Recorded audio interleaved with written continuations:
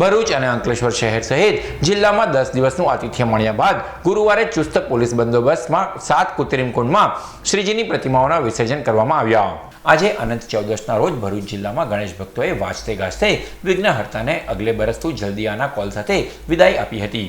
ભરૂચમાં જેવી મોદી પાર્ક, મક્તમપુર અને જાડેશ્વરમાં 3 કૃત્રિમ કુંડ વિસર્જન માટે બનાવાયા હતા, જ્યાં પાલિકા પ્રમુખ સહિતના પદાધિકારીઓ અને અધિકારીઓએ પણ ઉપસ્થિત રહી વિસર્જનની કામગીરી નિહાળી હતી।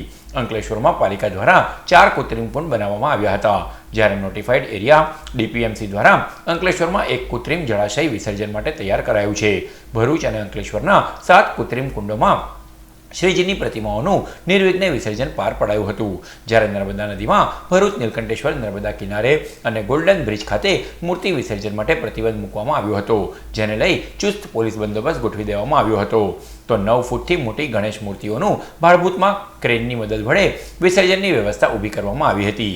જિલ્લામાં શાંતિભર્યા વાતાવરણમાં ગણેશ વિસર્જન સંપન્ન થયું હતું। પ્રસ્તુત છે ભરૂચના ગણેશ વિસર્જનની કેટલીક ઝલકો।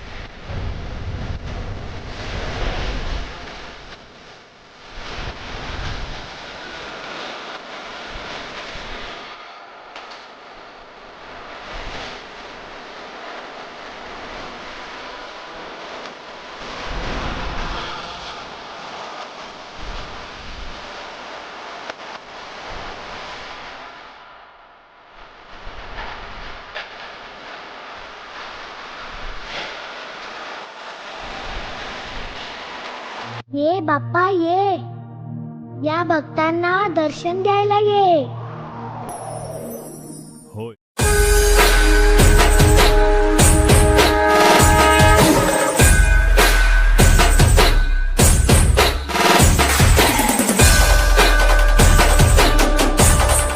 તો આવી જ રીતે તાલુકા મથક વાલિયા ખાતે પણ ગણેશ વિસર્જનની ભવ્ય સવારીઓ નીકળી હતી। ચુસ્ત પોલીસ બંદોબસ્ત વચ્ચે વિવિધ ગણેશ મંડળો દ્વારા વાજતે ગાજતે શ્રીજીની વિદાય આપવામાં આવી હતી, જેમાં મોટી સંખ્યામાં માનવ મેરામણ જોડાયું હતું।